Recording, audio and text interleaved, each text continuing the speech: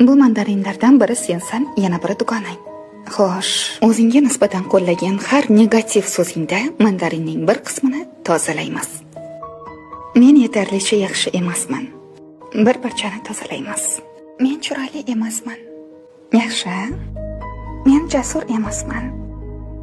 Men aqlli emasman. Men kuchli emasman. Buni suvga solib sinab ko'ramiz va kimni suzib, kimni cho'kishini ko'ramiz. Nima bo'ldi? U cho'kdi.